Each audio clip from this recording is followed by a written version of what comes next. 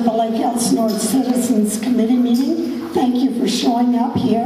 We know you had a variety of choices. You could have gone to the Lake Elsinore Unified School District Board of Trustees meeting. You could have gone to the storm opening, but you came here instead to hear about water conservation.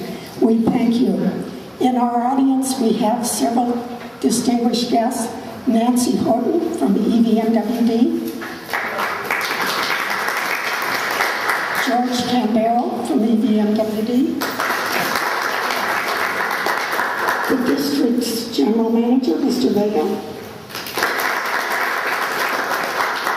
I haven't seen Axel Zanella yet. Has he come? He was listed to come. He's been on our planning commission. And I don't see Jeff George anywhere either from Wildomar.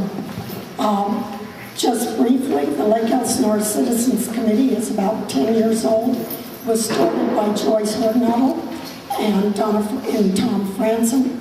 Tom and Donna are not here tonight, but Joyce is our treasurer. She's in the back in a red sweater. Our vice president is Elizabeth Moriarty, also standing in back. And our secretary is Dan Baldwin. For those of you who don't know me, I am Jeannie Carell. I am the current chair. We are so pleased to have Greg Morrison from EVMWD here tonight. He has spent 26 years in public service, the last 14 years with EVMWD as our general information officer. And before that, he spent several years in private firms doing public relations work. He has lived in the valley for the last 14 years, 21 years. He is married and has 4 children. We've all been seeing the importance of conservation. We know that EVMWD has been in the forefront since at least 2005 in implementing many kinds of opportunities for conservation. So without further ado, Mr. Morrison.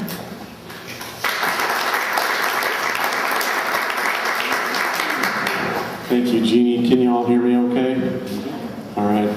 I know we've got somebody from the Tuscany Hills landscape contractor here. Todd, is it? Yes. Up front. And then Lisa Miller, general manager for the HOA. Okay, great. I may call on you folks if there's questions at the end that apply directly to the HOA.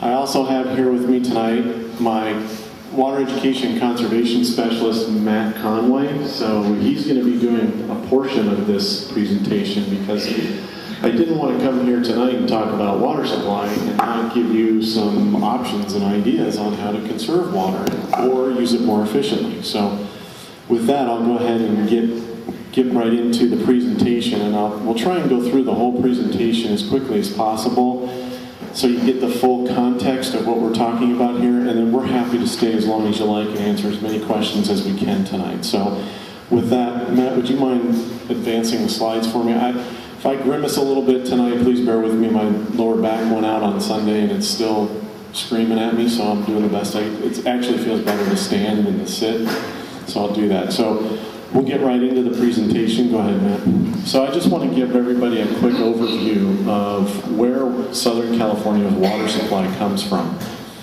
One of the biggest pieces of our water supply is the Colorado River system, and I'm not sure how many people understand just how large that system is. The Colorado River system supports 7 states and Mexico. So this is a huge river and water, if you want to look at it that way, that involves 7 different states. It runs from Wyoming to the Gulf of Mexico. It's about almost 1,500 miles long, and it serves a population of 40 million people.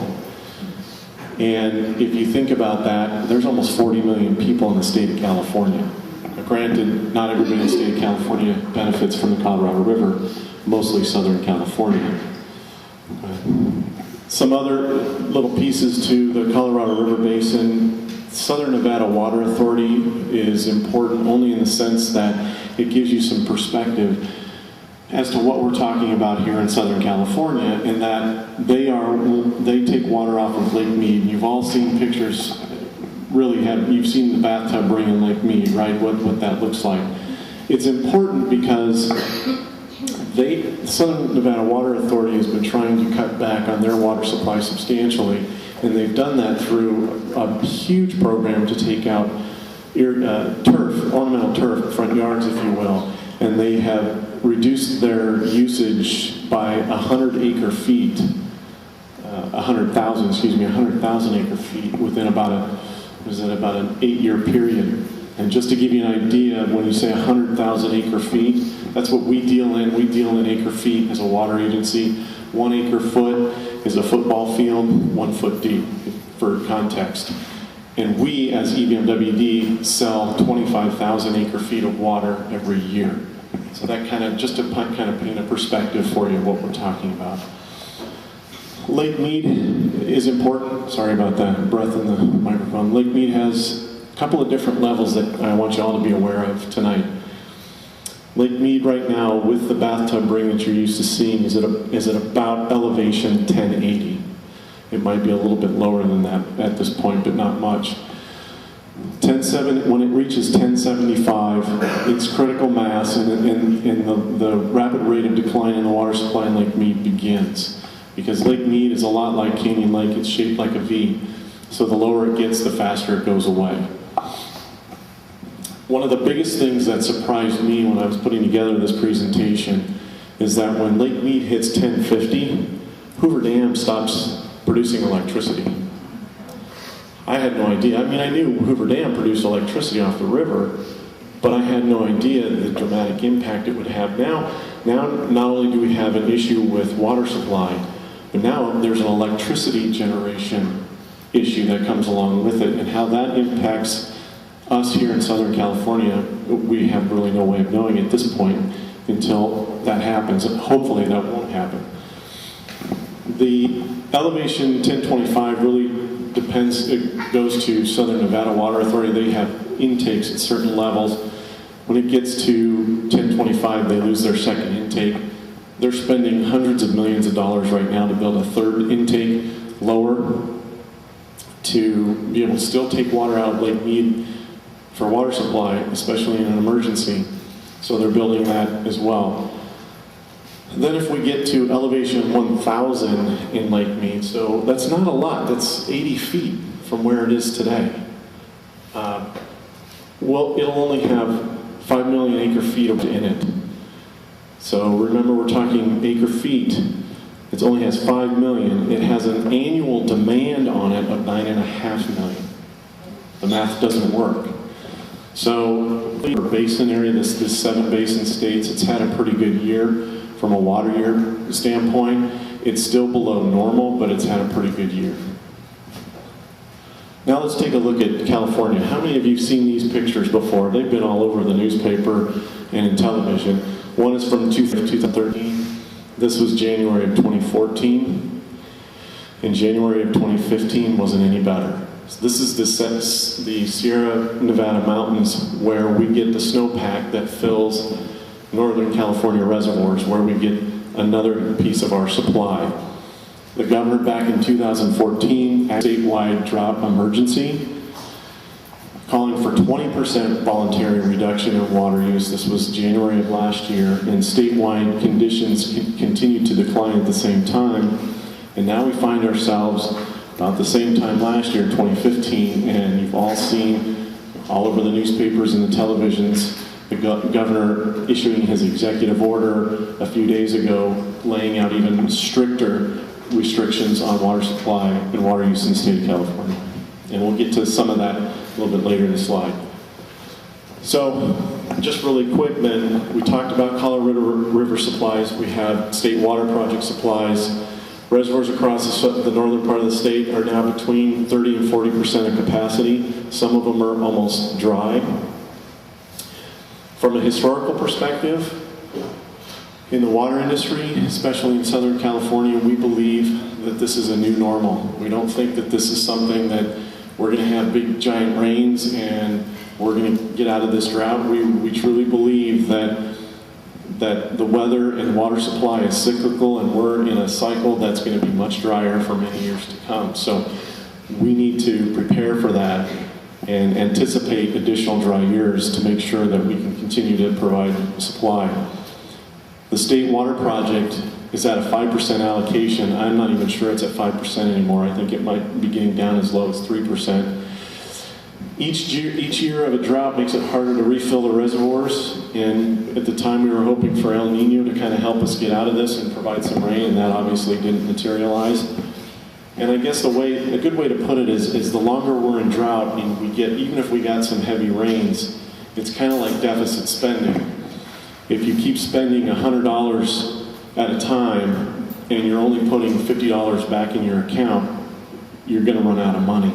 It's the same concept here with the droughts, the length of the droughts, the increased temperatures that we're experiencing when it's not raining. Not a lot, just small little incremental increases, but that means the ground dries quicker and faster, and more of it comes out when it dries. So when it does rain heavy, it's still trying to make up that other 50 cents that we've been spending. This is just to give you an idea, a kind of an historical idea on the state water project, where we get the other part of our water supply, what the allocations on that state water project have been. So from Northern California to Southern California, it's been a roller coaster for the last 20 years, but you can see there are several years that it's very low. That was the lowest year. Be there again for 2000. Where do we get our water from? Your taps every 80%, and it's very expensive. Tier 1, the Metropolitan Water District sells us that imported water in 2 tiers. Tier 1 is $923 an acre foot. Again, there's that acre foot acronym. $1,092 an acre foot. We sell 25,000 acre feet of water a year. So the math is pretty substantial for 70% of our supply. Thankfully, we do have some local supply that's much less expensive to treat and deliver to your homes, and that's groundwater. We have a lot of wells all over the district. We're about 900 square miles along the 15 corridor here, and we go all the way up to about Tom's Farms, Horse Thief Canyon, that area. Our district goes all the way down to the very northern end of Murrieta. Cal Oaks Road is the limit line, and we have customers on the east side of the freeway on Cal Oaks and the 15. So we have wells all over that 100 square miles, and that can account for anywhere between 20 and 25% of our supply. Then, Canyon Lake. Not many people realize that Elsinore Valley Municipal Water District owns that lake. Looks actually pretty beautiful tonight too, I noticed when we walked in here. That lake belongs to Elsinore Valley Municipal Water District. We own the water, we own the land under the water, and we own the dam. We have a treatment plant out there that treats that water and is delivered to our entire service area. It's not just there to serve Canyon Lake. That goes into our system and is delivered to all 140,000 people within our service area.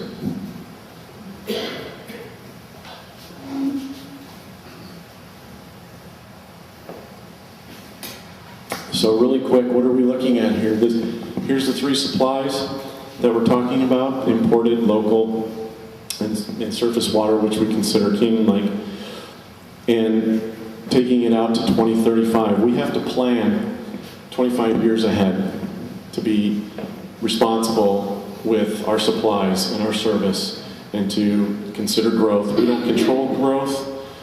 We don't have that authority. That authority lies with the counties, the county and the cities for land use.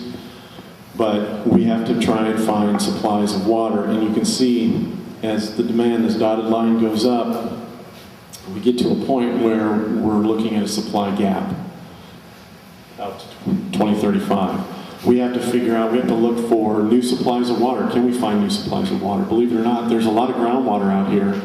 It's not necessarily all drinkable right out of the ground. It has a lot of minerals in it, salt content. We call it TDS, total dissolved solids, but it's basically mineral salts. How many of you get that lovely white crust on your shower heads all the time? It's hard water. It's Southern California. It's a way of life for us. It's just because there's so many minerals, dissolved minerals into our water.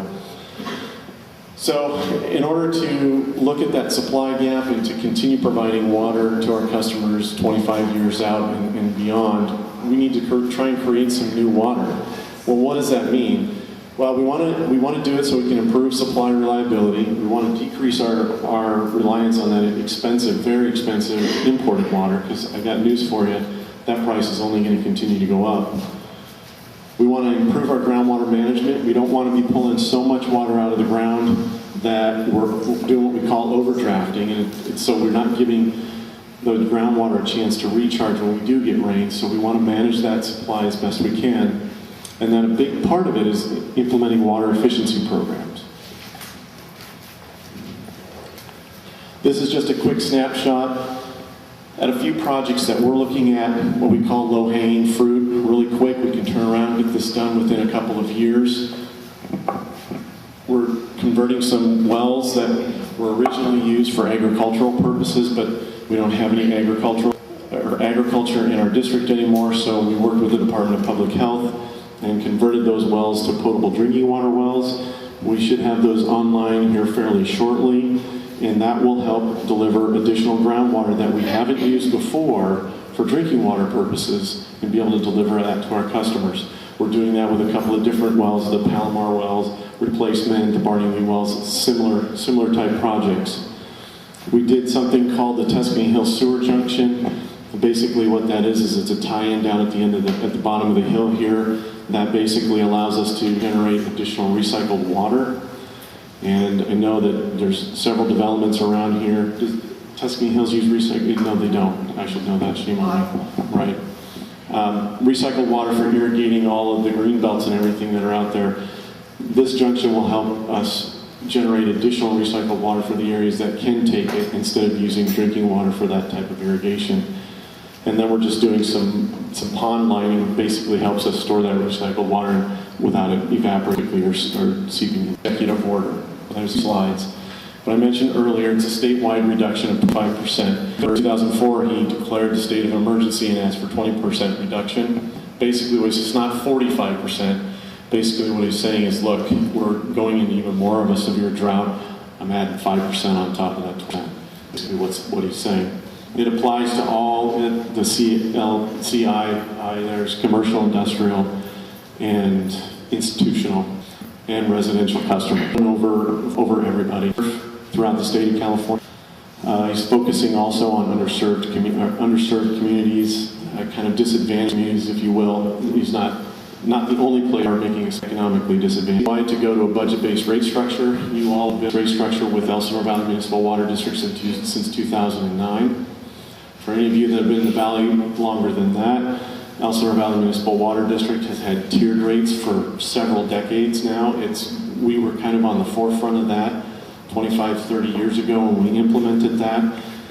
And to a large extent, we were on the forefront, certainly in this area, about going to water budgets where we identify a certain amount of water that you need for your size family, your size lot and home, have indoor use and just enough for outside irrigation, and that's what they're talking about there. He's asking agencies all over the state to go to that kind of a rate structure.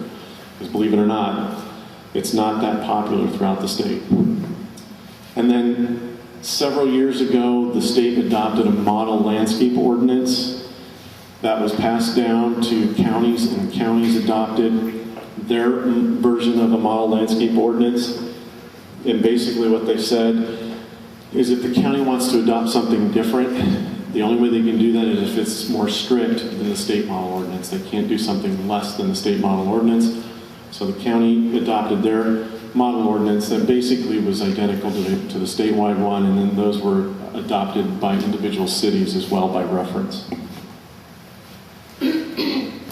They are looking at prioritizing infrastructure projects that will increase water supply, so we all voted for Proposition 1, one way or the other. It was a water bond last year, and they're trying to prioritize funding to fund any and all projects that could fall under Proposition 1. So we, as a water district, are looking at that. If there are opportunities for us to increase recycled water infrastructure through this process of water bond funding, we're going to apply for those funds to build more pipelines in the ground and deliver more recycled water. if there's funding available for us to drill new wells, we're going to do that so we can utilize additional groundwater basins that are in our service area. So we're going to be looking at everything that proposition has to offer where we can utilize some of that bond money to build some additional projects to help shore up our supply reliability. And then they specifically called out agencies in high to medium groundwater basins, and basically, again, it's kind of an interesting dichotomy here. You have Southern California. Southern California, from a water conservation and water management perspective, has done a phenomenal job over the years. We lead the state in conservation. We lead the state in budget-based rate structures and tiered rate structures. Southern Californians are excellent at conserving water, but they also want to look at groundwater. And again, I mentioned earlier, we don't want to be overdrafting the groundwater basins because that's not good practice. The state's saying, look, you need to report to us and tell us what you're doing. If you're identified in a high to medium importance groundwater basin, you need to let us know what you're doing and how you're doing, how much you're pumping out, how many people are pumping from that groundwater basin. We already do that, and we're considered a high priority groundwater basin. Elsinore Basin is the main basin that we pull from. So we're already doing that reporting. It's just now just conveying that information really to the state of California. So again, it impacts us, but administratively we're already doing the work. It's just a matter of letting them know how we're doing it. Here's the additional prohibitions that the governor called out for. Ornamental turf in public streets and medians will no longer be allowed to be irrigated. So if there's turf in a public median, that needs to be either removed and replaced with drip irrigation and drought-tolerant landscaping, or just completely removed and left bare under these new regulations or restrictions. He wants everybody in the state of California to limit your watering to 2 days a week. In new construction, so if there are new homes being built, they will not be allowed to put turf in the front yards. And if there's any irrigation going on in the front, it has to be drip irrigation. So back last year, when the governor originally declared the state of emergency, he listed some restrictions then as well. In our communication with you all as our customers, we've always encouraged you to be as efficient as possible and watch your outdoor irrigation.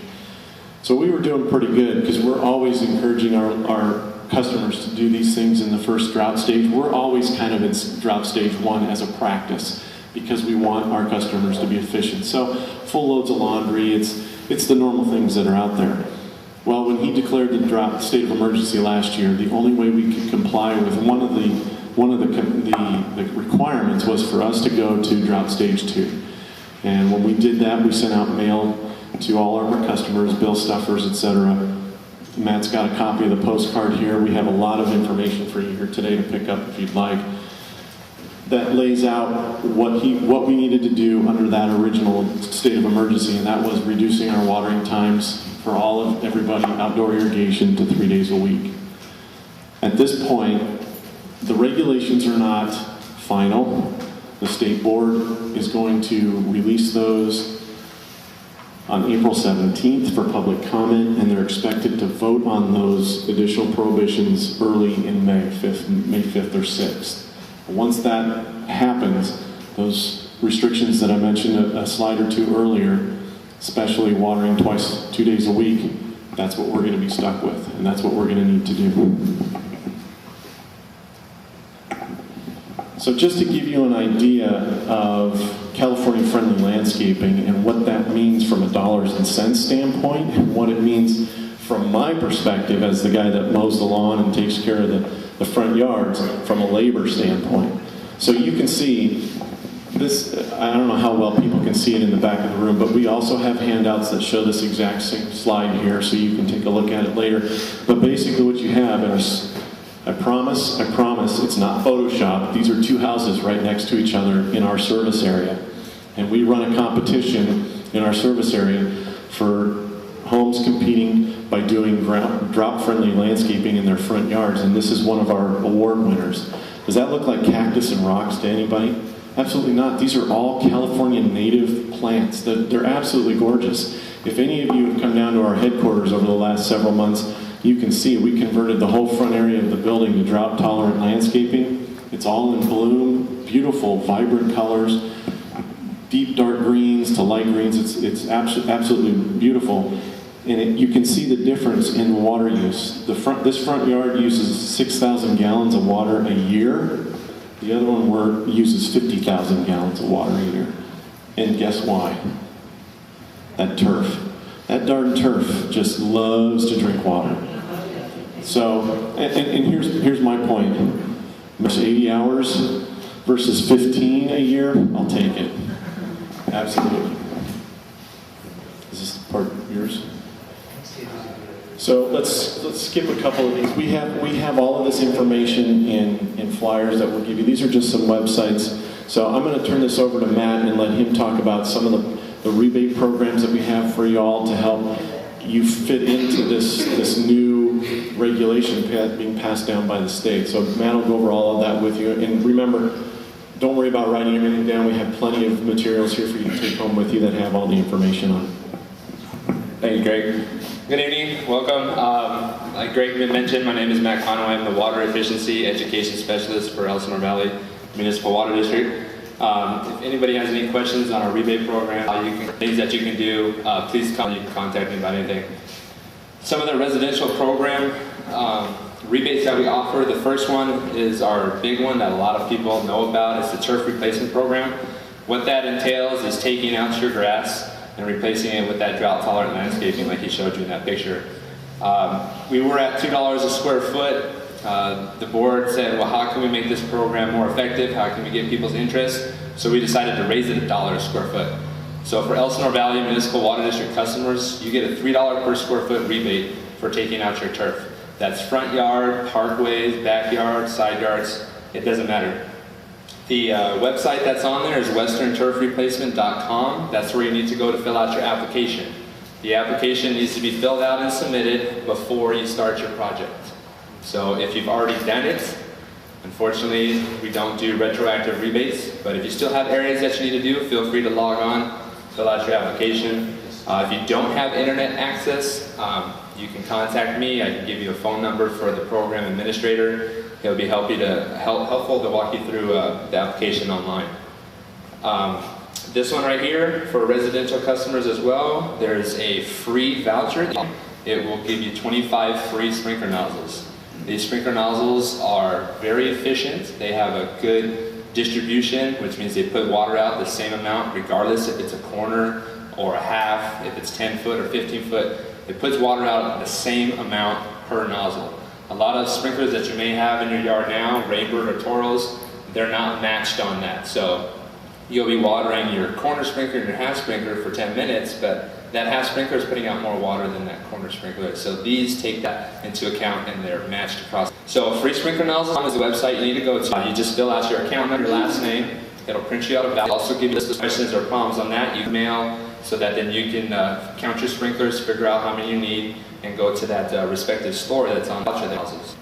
Some other programs we have, again, everything's listed on these postcards that I'll be giving you. Your clothes washer, or if you have replaced your clothes washer, you're eligible for the rebate. SoCal Water Smart is a website that's ran through Metropolitan Water District, which is a wholesale water agency for Southern California.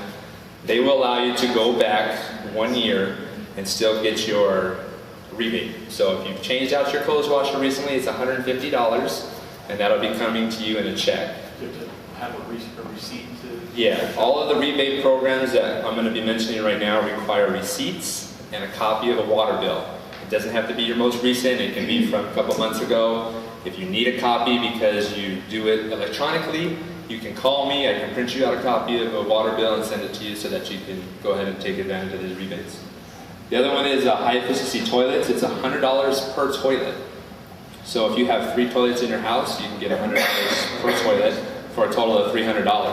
High efficiency toilet is basically anything that's a 1 per 4 lower. It's a 0.8 gallon per flush. So If you have an old toilet, if you're looking to change out your toilet, please go online. Look at the quality too. That's the other thing. There's a qualifying list for all of these. The toilet one, there's 65 pages. I don't expect you to go to Home Depot or Lowe's that's located off of us. We have talked with them. They know what qualifies. Make sure that they sell you is on the list. So if you can catch a sale, sometimes you can actually get the toilet for less than $100. So you're going to make all your money back. Rotating sprinkler nozzles, this is kind of the same as that free sprinkler nozzle, it's just a little different. These ones are actually a multi-stream rotating nozzle.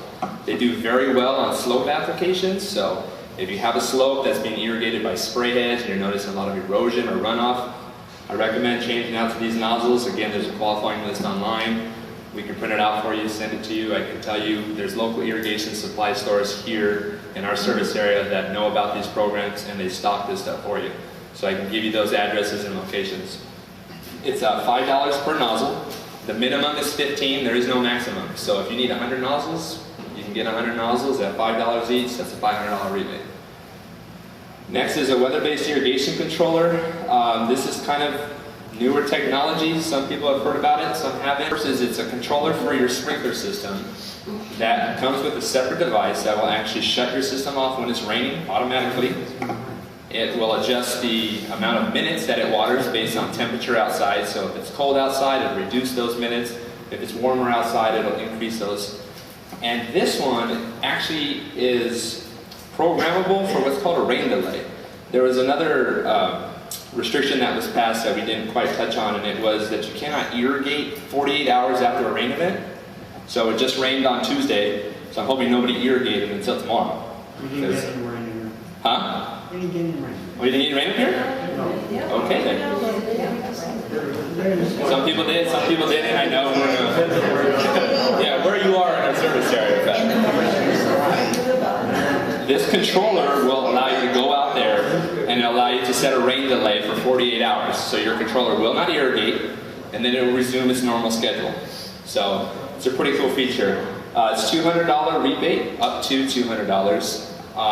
I know for a fact there's a ton of models available for residential customers with 6 irrigation zones that you can buy for under $200. So it will cover the entire cost of your rebate, of your device. The next one is soil moisture sensors. Again, a new technology. What this basically does is it's a sensor with prongs that you stick in any part of your yard. It can be turf grass, it can be planter, a slope. And what those prongs do is they measure moisture sensor in the soil. So it may look dry on top, but underneath it may be wet. That's not the case. And what these sensors will do is it will relay to the controller. This is all wireless. It's crazy technology, I know. And it'll tell the controller, hey, I'm wet down here. I don't need any water. So it won't water until that sensor actually dries out. So it's $80 rebate per sensor. And then lastly, this one's kind of starting to become a big hit, is rain barrels. I know we don't get a lot of rain here, but you can buy rain barrels that go on the downspout of your rain gutters, and you put that tubing from the downspout right into that rain barrel, and whatever rain we get comes off your roof into the gutters and goes into those barrels. Now these barrels are gravity fed. At the bottom of the barrel there's a hose bib. You can attach a hose or a drip tube or something, and you turn that on. It will gravity feed that water that's in that rain barrel. You can water your plants, your garden, whatever you'd like. You're guaranteed $75 per rain barrel. It has to be 50-gallon rain barrel or minimum, and you can have up to 4 on your property. So, and all of these are available at the SoCalWatersmart.com rebate, as well as on the postcard. There's going to be a website directing to our website at EVMWD. I have links on there to everything. So, again, if there's any questions, if you don't have internet, we have 800 numbers. We'll help you out. We can help you with the application, answer any questions. Feel free to give us a call. So we have quite a variety of new programs here that when I came on board about 7 months ago, I was tasked by Greg here to figure out what we could do to better serve our customers, to offer more incentives to help with this drought. One of them is conservation devices. It's this picture right here. It might be blurry, kind of hard to see in the back, but basically what it is, we're offering devices to all of our customers. Low flow shower heads, faucet aerators, The automatic shut-off hose nozzles for your garden hoses, because that is a requirement, part of our stage 2, that you must have an automatic shut-off nozzle.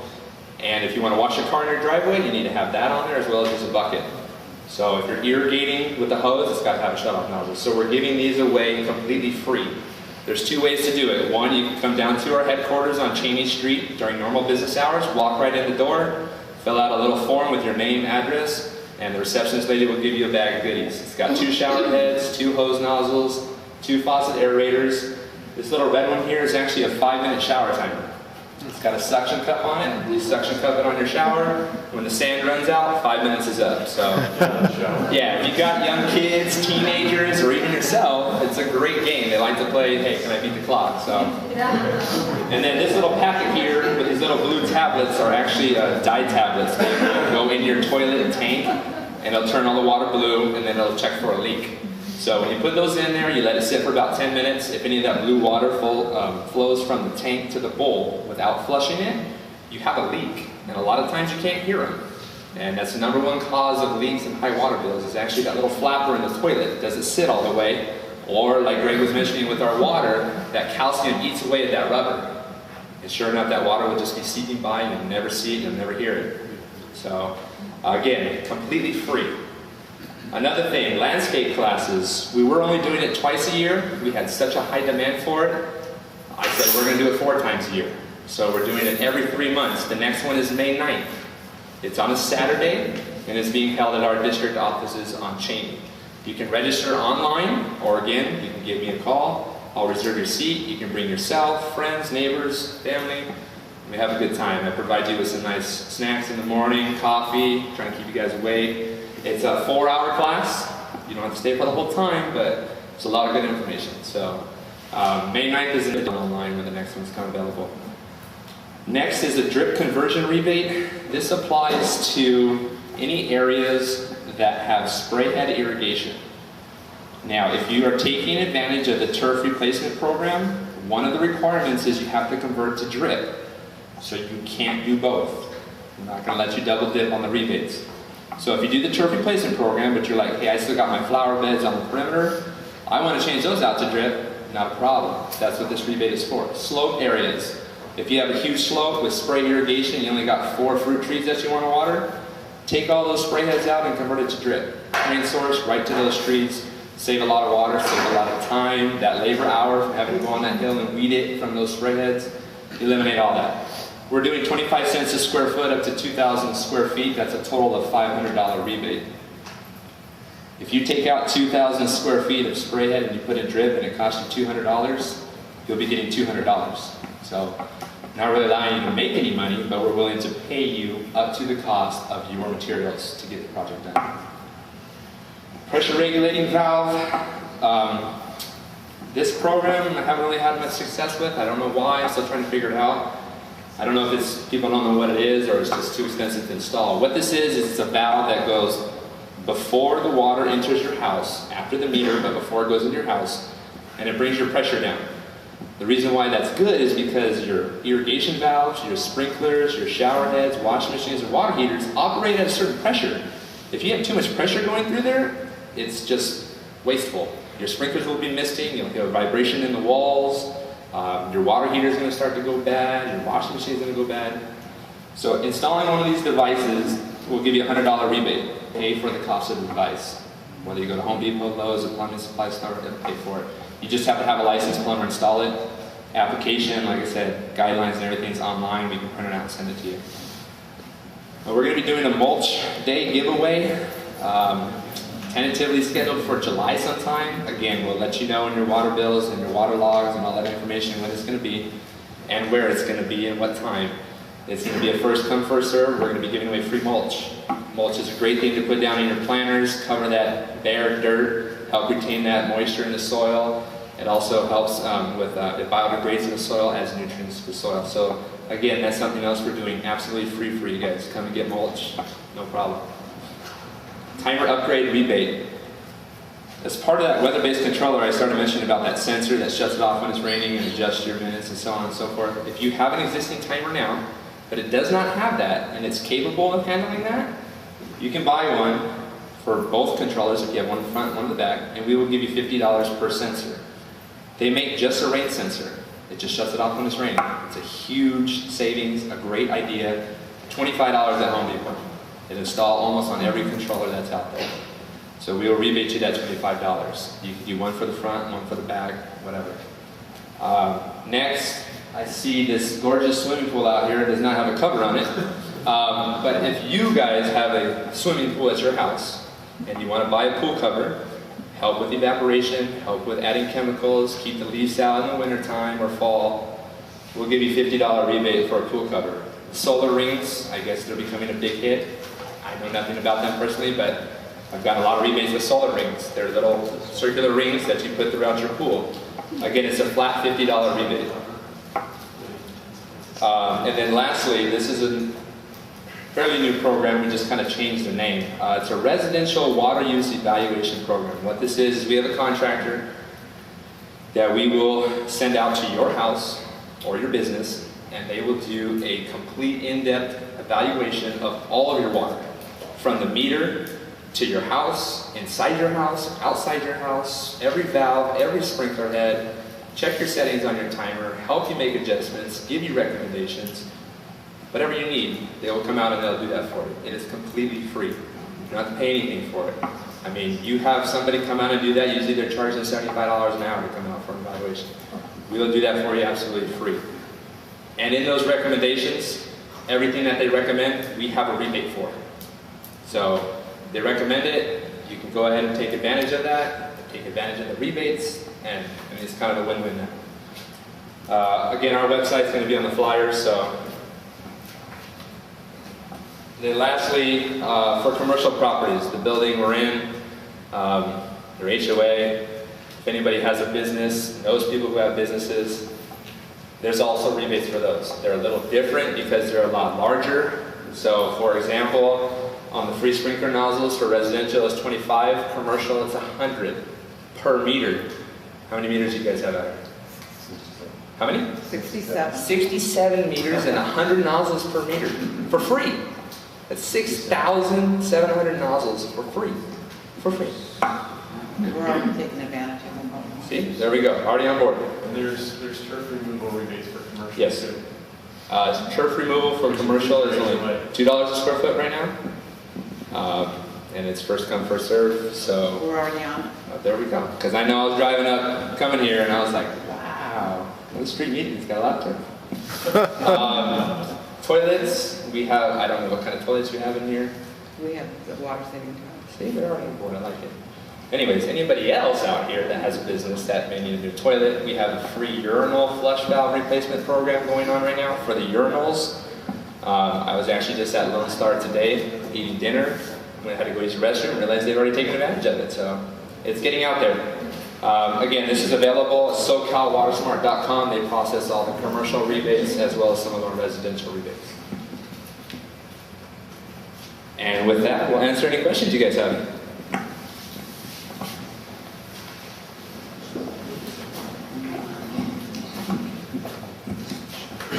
Todd, Go ahead. take the lady back here. I just had a question with all this information you're giving us. That's wonderful. But I guess my concern is, with all this new development going on and buildings still going on, how can that be? How can that be allowed? We have a finite amount of water, and yet you're still building more homes. We're working with, as we mentioned before, they have the state model ordinance that they're going to redo, so things are going to become a lot more strict.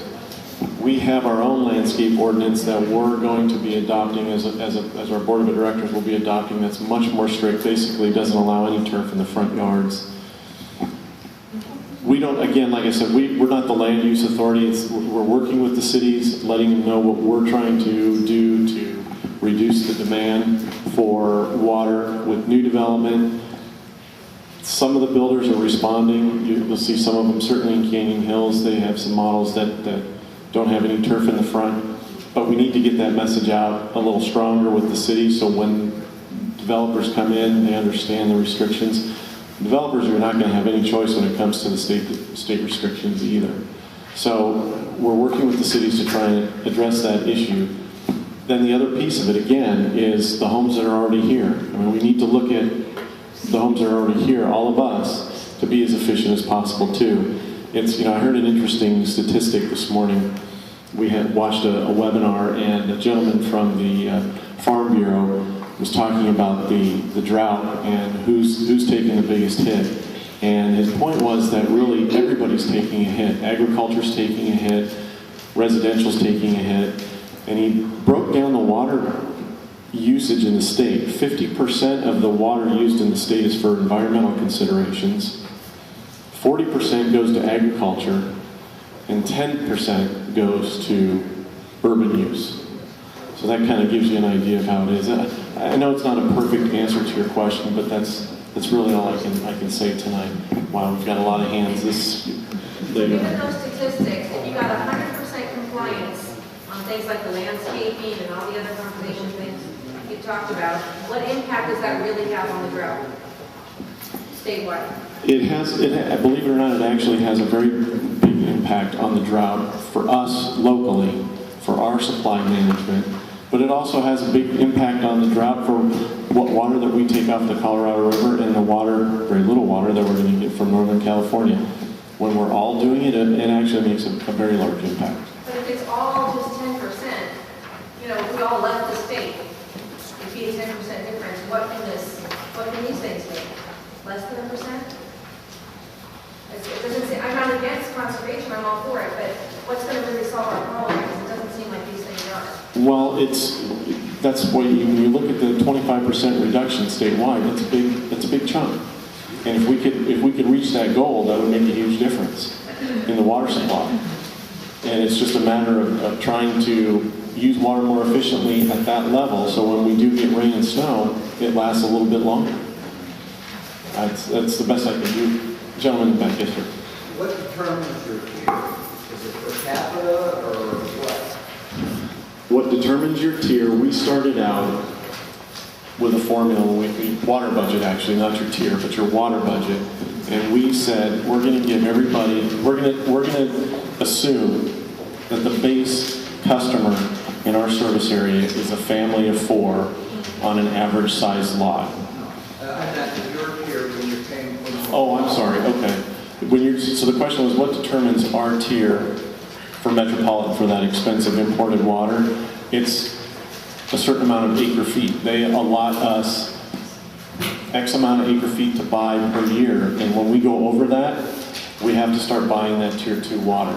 Then I guess my question would be, as we get more and more developments and houses in the areas, then that goes up and raises that tier, which has a reflection on existing bigger prices. Metropolitan will give us a certain amount of credit for increased development in that first tier. So that won't raise anything. It's not 100% consideration, but it is consideration. So if we had another development, another 1,000 houses, I want to next door, let's say. Okay, that is going to increase your demand significantly, I would think. The toilets, everything else that goes with that existing house, not necessarily the construction. I'm talking about after the fact. And how does that affect us in our pricing? And Greg, my understanding is we've got 8,000 houses that are going to be built in the next couple of years. Another 27,000 people living in Lake Elsinore. Well, Lisa was pointing out that, quoting a number, can't confirm that or deny it, but that there's another 8,000 homes approved or going to be built in the area. That's, again, at the city level. The city determines how many houses they permit per year. But and again, how does that affect us? But I guess I don't understand how it affects you. I'm sorry, go ahead. I didn't mean to talk over you. Give you more water than allocated so that your tier doesn't raise. You're going to get from the district, right, or who you buy the water from. You get an allocation based on the amount of people that you have living in the city, right? Right, and so if we get, So it's going gonna change your budget. Development comes in, they're gonna be charged through their connection fees to build those homes to pay for the additional water that those homes are gonna use.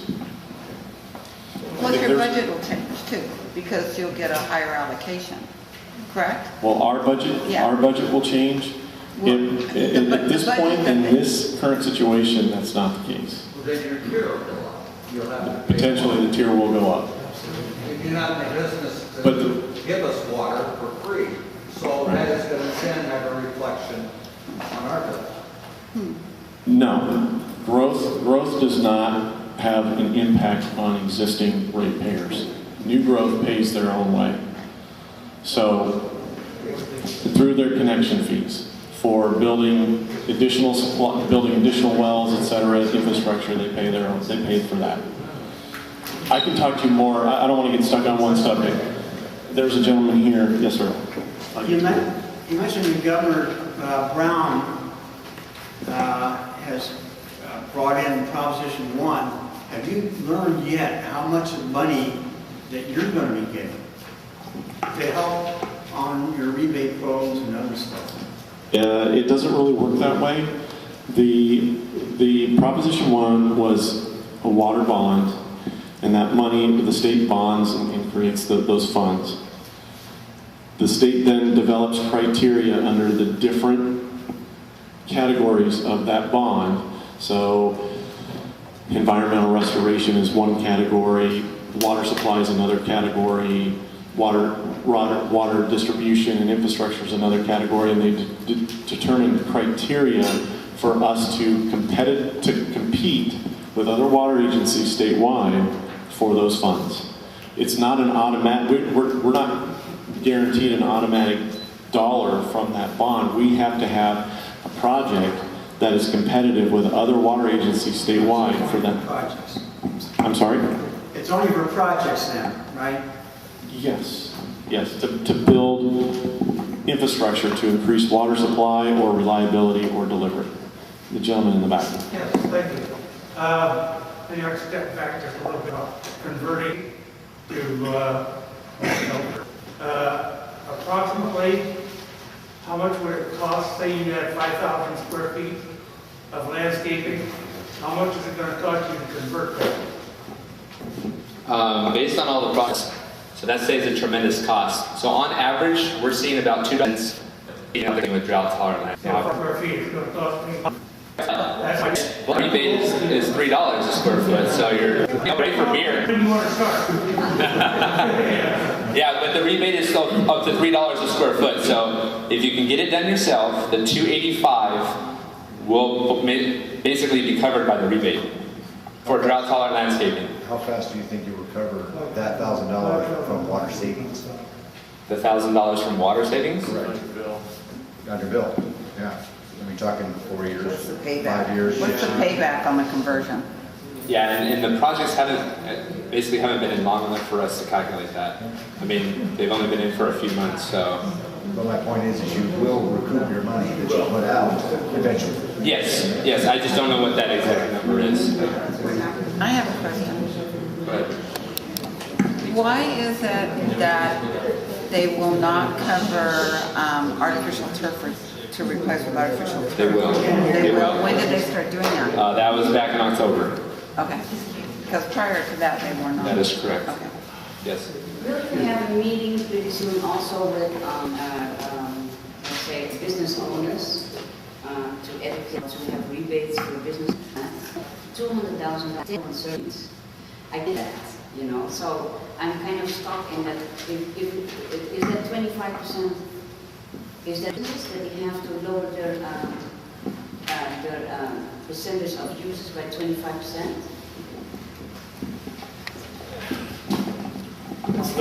The question was, does it, the 25% reduction statewide, it's a statewide number, it's not individual person. So it's all of us working together to conserve as much as we can to help us and the rest of the state, us meaning the water agency, and our total annual deliveries, trying to reduce that by 25%. So it's not individual, yes ma'am. Okay, I would like to congratulate for all the system that you create in order to conserve the water, which is something good for all the environmental, for all of us. But at the same time, I would like to know if you have considered to use the water from the ocean. Excellent question. She was asking if we considered basically ocean desalination. There are several projects throughout the state that are located on the coast that are trying to use ocean desal. Probably the most prominent one is in Carlsbad. I don't know how many people are aware of that one, but it's called the Poseidon Project, and they have built a desalination plant at the old Carlsbad power plant, and all of that water, it's coming online soon, next year or so, I believe. San Diego County Water Authority is purchasing all of the water that plant's going to deliver. Now, what's the impact to us? Well, if San Diego County Water Authority is reducing their demand on imported supplies, so Colorado River in Northern California, because they're using that ocean desal water, that allows for additional drinking water supplies available for other agencies like ours to buy. We can't do ocean desal. It's because we're here. It's just cost prohibitive. I mean, to build that kind of a pipeline to deliver that water all the way in here, it just wouldn't make sense. There is another kind of desalination that we're looking at, and that's we call it, the technical term is brackish groundwater desalination. So basically, remember I was saying there's a lot of dissolved minerals in our water. Well, we go by what's called TDS, total dissolved solids, and we really don't want our water that we deliver to our customers really more than 500 or 600 parts per million at the most, because when we treat that water in our sewer treatment plant, it gets even saltier, and then it's an issue for us from a regulatory standpoint to discharge that recycled water into the environment because of the high TDS. So we have groundwater basins, remember that I mentioned, that are 1,000 parts per million TDS or 1,200 or 1,500. They just have a lot of salts in it. But otherwise, it's good water. So if we were able to build a desalting plant here for that kind of water, that's new water that we're currently not using, that's in the ground, that's just sitting there. And we're looking at that. We're trying to figure out, we're in the process of a study right now that should be completed very soon that'll give us an idea of where we might want to build that and hook it up to our system. So we are doing that. There's a lot more questions, sir. I'll get to you next, sir. The statewide goal of 25%, that is going to be, I assume, varied by district based on your customers, or what? There was a separate list, and they call it per capita, gallons per capita per day. And they suggested an additional tier, if you will, above the 25%, and that was 35% reduction, because that gallons per capita per day was too high. We were initially in that 35% category because the numbers we were reporting, we misunderstood the formula that the state wanted us to use, and we were including all of our commercial and industrial water use in that per capita per day. They only want residential use. So when we do that, our residential gallons per capita per day is about 155, and that puts us down into the 25% mark. This gentleman back here with the awesome mustache. Just two quick questions. One, is Lake Elsinore primarily provided its water through ground source wells? And if so, does the lake play any part in the water district's water? Excellent question. The question was about Lake Elsinore, and it's an excellent question because I always forget to address it because I forget that a lot of people don't realize it's not a drinking water lake. It's purely a recreational lake. It has no drinking water value whatsoever, at least now. Give us another 5 years of this drought, we'll talk.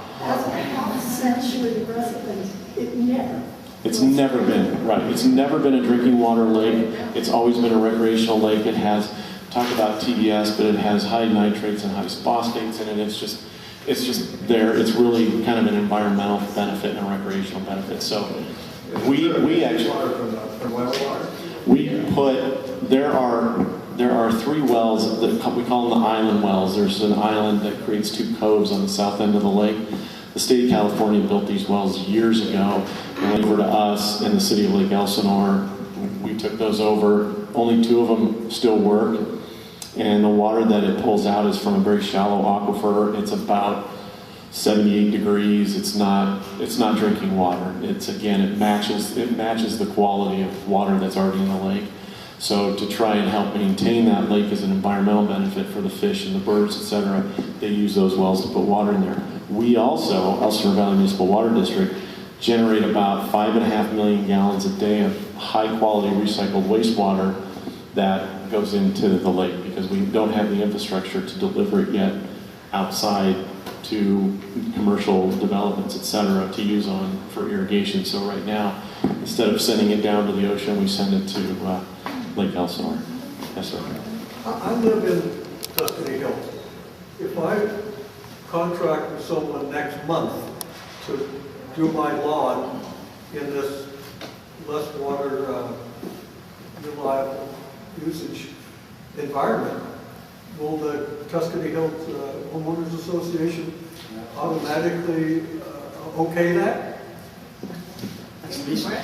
Lisa, you want to answer? You want me to answer? Well, all you have to do is submit what your plans are to the architectural committee, and if you submit them on Friday prior to the meeting, then you'll have an answer within 4 or 5 days. So, can you just go out and make a change? No, it has to be submitted to the architectural committee. But you are going to allow us? Yes, oh yeah. There are And certain... we have many examples. Well, you can address it if you'd like, since you're on the architectural committee, if you don't mind. Sure. Want you to stand up to the mic? We have seen over the past, I've only been on the committee for about 2 or 3 months, but we have seen a constant stream of people converting, and I don't know of any that we have denied. So they do get approved. And we have many examples of things that the architectural committee is looking at, and you can come in and you can look at those examples of how you can convert your yard and so forth. Where would we see those? In the office, once we get the office open again. Yes, sir. I have another question. Either Lisa or landscape architectural, have you considered shortening the process? My neighbor, it took him 3 years to get approved. Getting plans drawn up, neighbors to sign off on it, sending it in, wait for somebody to call, and, you know, that's a very lengthy process. The process, we have architectural committee meetings twice a month, on the 1st and 3rd Wednesday, correct? Now it's the 2nd and 4th. Oh, okay, 2nd and 4th now, of every month. And as long as you have your application in on Friday, before 2 o'clock in the afternoon, for the next meeting, which would be on that following Wednesday, you will have an answer within 24 hours after that. But the answer's going to be no, unless have very gross details on it. Well, they have to have something to look at, and they have to know the details of what it is that your intentions are of what you're putting in. Because there's, and you can. I can comply with their request, but I can't do it through this process. If you're looking for help on the design part of it, on our website, or I can print them out and deliver them to you. We have 6 design templates already pre-made that you can kind of tailor to your lot size. We have it for front yards, backyards, side yards, slope areas, parkways. So feel free. I can talk to you afterwards. I can give you my card. I can tell you where to go to find it. I can print them out and deliver them to you. And then you can just basically kind of mirror that with the design. It lists all the different plants within those different categories. So if you're looking for large shrubs, low shrubs, grasses, trees, it's all laid out for you already. We already had a landscape designer by the name of Morrison. She works a lot in Marietta. She did those designs for us so that we can provide them to our customers. And we can go ahead and get the direct link to that put on our website. So you guys can go into the Tuscany Hills website and click on the link, and it'll go directly. We also have a link on drip irrigation how-to guide. So. Okay, thank you. Yeah, I'm just curious, I know at some point the prices are going to go up, the water prices. How much leeway ahead of time would we know think prices are gonna go like a month, a week, 6 weeks?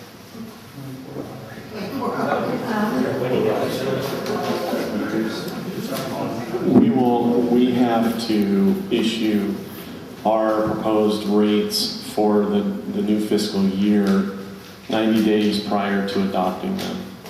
It's called Proposition 218, and we're required to do that. And we will notice every single one of our customers and let them know what the rates are that we're considering and when the public hearing will take place, and we let you know that 90 days prior.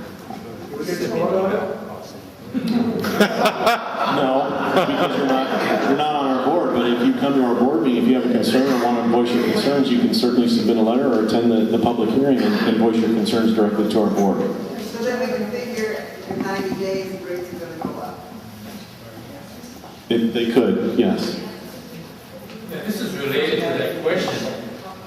If everybody complies and we lower our usage, then the water district will get a loss of revenue because everybody's cutting back on the water. Then you have to raise the rates. This is what happened to us in Thousand Oaks. We comply with their mandate, and then when the revenue got low, they raise the rates. So it's like kind of a catch-22 for us.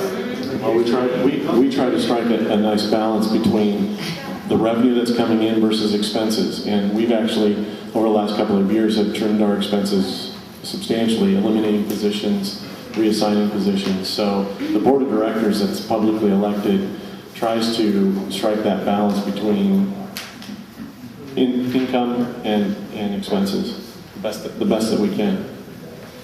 Yes, sir. The blue jacket. Question, comment about what you just said. You said by saving, you start eliminating jobs, but how about taking off the top? The president, what do you mean? The salary, instead of eliminating jobs. You said when, yes, I know what I'm saying. You said, you know, when instead of raising the rate, you start eliminating jobs. When you start eliminating jobs, people are losing jobs, and the top people are still making the same salary. Does that make sense, or no? It makes sense, and that's a policy decision that was made by our board of directors. I'm just making an observation. No, I understand. That would be a great question for them to ask the board of directors in one of the meetings. Sure. Yeah. We'd love to have participation in our board of directors meetings. meetings. So the board of directors of the water district. Back in the very back in the hat. When do they have their meeting, Greg? In regards to the EVMWD committees, I have several questions that are all related together. There were 4 committees under the board of directors, plus 1 separate advisory committee. Which committees are these by title and description? That's one question. Second, which 2 publicly held or publicly elected board of directors are appointed to each of these committees? Third, what are some marvelous examples of committee tasks completed in the past, and how will these committee members be tasked beyond what they promised when they were campaigning for office? Wow. I cannot speak to promises or statements that were made during their campaigns. That's none of my business. But I will try and address some of the questions that you threw a lot out there. And we have several subcommittees, if you will, that she was referring to. And I apologize for sitting down. I just can't stand any longer. The committees that she's talking to, our board of directors likes to be involved in knowing the day-to-day things that impact the operation of our agency. We have the Engineering and Operations Committee, we have the Legislative Conservation and Outreach Committee, we have the Water Planning Committee, and we have the Finance and Administration Committee. The board of directors splits those duties up among the 5 of them, and 2 of them sit on each one of those committees. Some of them are the same, some of them are different. There's only 5 of them to sit on those committees. We also have 2 working study sessions, and those committees are all open to the public. The study sessions, the working sessions that we have the first and third Wednesday of every month, obviously giving consideration to holidays messing up the week. Those are at 9 a.m. They're twice a month, first and third Wednesday, and those are open to the public, and that's the entire 5-member board. Our board meetings are on the second and fourth Thursdays at 4 p.m. in the afternoon, and those are open to the public. And we encourage you, please, if you really are passionate about these issues, to please come to the board meetings. Our participation rate at our board meetings, that's why we hold our board meetings at 4 in the afternoon, to make it a little bit easier if you have issues to come down and discuss that with us before the dinner hour. So I'd encourage you to come to those meetings and address our board of directors. You have the ability to do that. It's an open public meeting, and you have time to speak at the beginning and at the end at the board meeting. So I think that answers your question too, Lisa, of when our board meetings are held. And you have 2 directors right here. I do have 2 directors here this evening, Nancy Horton, who is your representative here, and Director George Gambaro. Yes.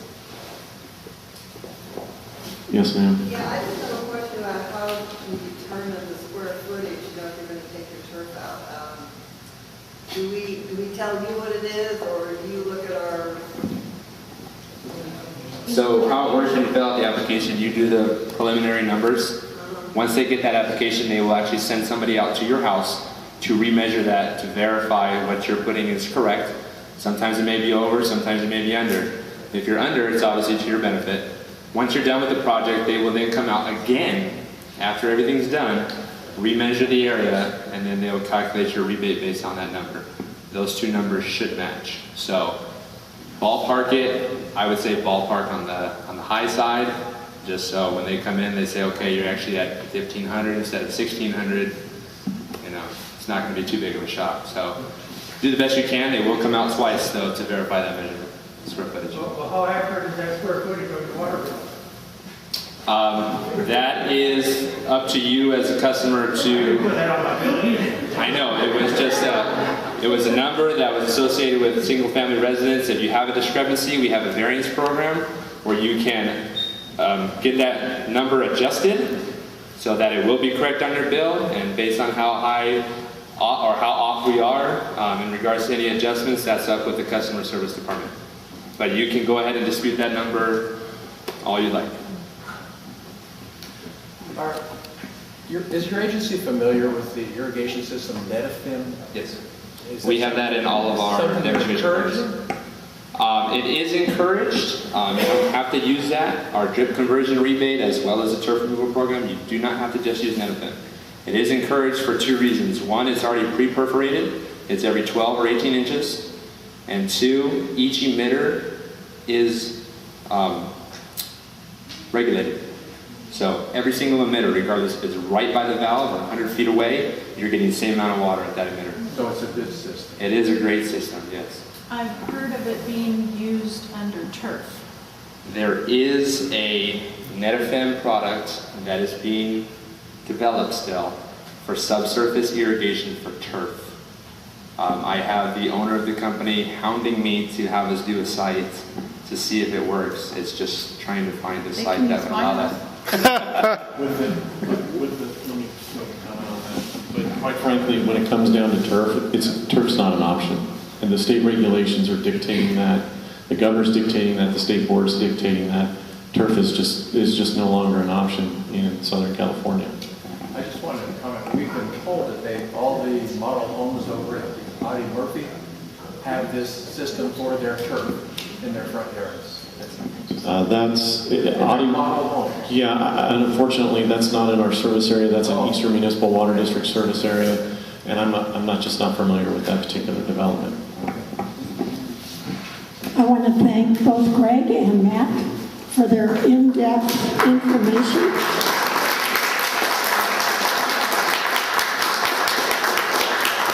Please, if you do have additional questions, you do have 2 of the elected members of EVMWD board here. I'm sure they would be glad for you to come to their meetings with your concerns because they are your representatives. Thank you. Dr. Kimberly in June. We will have our meeting in June with the superintendent of Lake Elsinore